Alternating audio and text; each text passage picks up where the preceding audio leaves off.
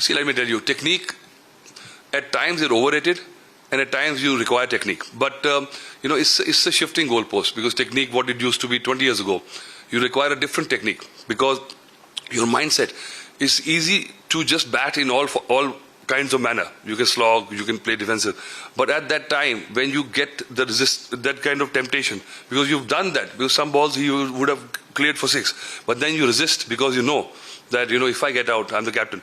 So just to not fall for temptation and just stick to the job, leaving the balls and making the other team, frustration. So this is, you have to cause. Test cricket is all about causing, stress on the other team by staying in the middle. And when I say ugly and dirty batting, even when you're blocking the ball, like Cheteshwar Pujara and all, but he still looks so elegant, because that quality God has given him, that extra second, that lazy elegance he's got. And at young age, the maturity is shown.